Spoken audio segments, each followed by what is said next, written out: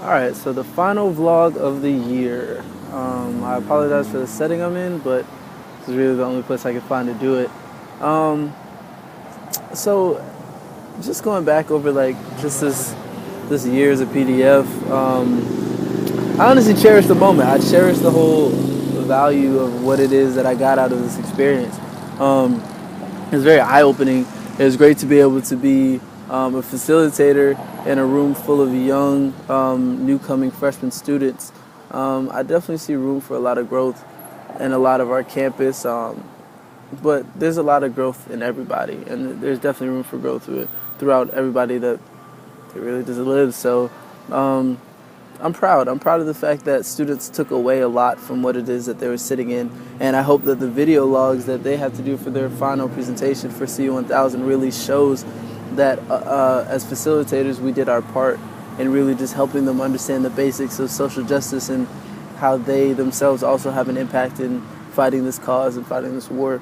Um, in teaching our dialogues on socioeconomic status and race, it was really funny to see how both of those really like tie into one another.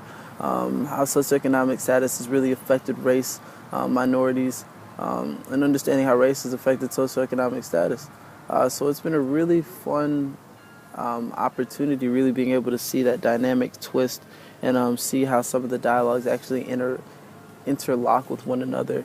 Some of the hardest moments, however, I would say today actually, which is really funny. It seems like the last dialogue shouldn't be this way, but really just getting people to understand their privilege. One student said that we were discussing race and why we don't talk about it, and he simply owned up and said, "Well, I hate talking about race because it makes me feel uncomfortable." Um, and he said he was scared of being called a racist. And I feel like that's one of our biggest fears. We fear being called out on our own stuff. As good old, as E-Brad once always liked to say, call me out on my shit. But I think it's great. I think it's wonderful that we have to be afraid, not necessarily that we have to be afraid, that we recognize that fear. We recognize the fact that we're afraid of addressing an issue that needs to be addressed, and because of that, we suppress ourselves from learning and growing the way that we need to grow. And although that was some of the toughest things that we had to deal with as far as this dialogue went, I feel like those were also the best moments when we broke through. When we got students that actually participated, when we got students that understood social justice, when we got students that really just took a moment to click, and it was apparent that that click was made in our dialogue.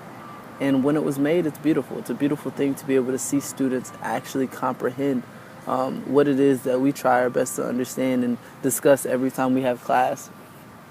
So those were some of the most memorable moments to me.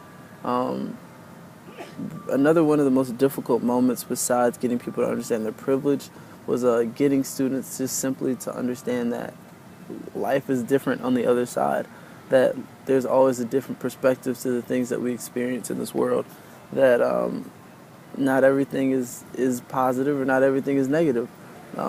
So understanding both sides of that. It was very complicated getting students to comprehend that, getting students to really feel as if things were different besides outside of their own bubble, besides outside of this perfect Clemson that they came in expecting. It was very interesting seeing the shocks on people's faces whenever I would reveal certain, racial slurs that some of the students have said here over the past years, or some of the reasons why these organizations such as CBSU or these programs such as the PDF program was even put in place, was because of the things that happened on this campus and the things that still continue to happen on this campus. But it's great. It's great being able to explain that to students. It's great being able to demonstrate verbally what it is that we feel, what it is that we are, being surrounded by, our spaces that we live in. Clemson's a very small campus and compared to the entire world. So the things that happen here might not necessarily happen everywhere, but the stories, the lessons that we learn, stories that we hear and the lessons that we learn really allow us to move forward and to grow as individuals. And I really believe that after having this dialogue, that after having this opportunity to be a facilitator, that I've grown, that we've grown, that the students that have participated grown, and I've grown with Jenna as a partner. I've grown with my cohort, and I honestly can't say that I regret being a peer dialogue facilitator by any means whatsoever. Of course, it's already evident that I'm not returning next year as the PDF. It's much more time-consuming than I would like, but at the same time, it meant so much to me. It honestly was one of the biggest impacts in my life, and honestly, ever since that one trip at Leadership, and I was influenced to look into being a PDF, I never turned back.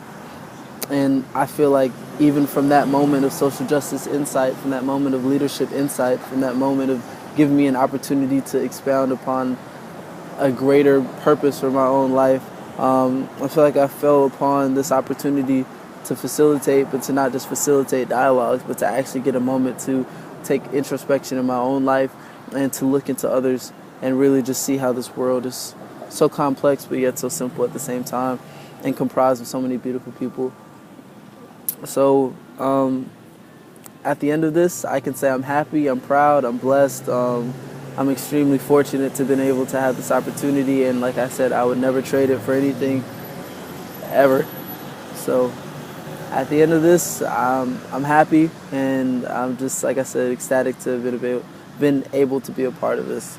So love you guys and everything that you all do. Love you, Becky, and it wouldn't be great without you guys and all your hard work. So thanks.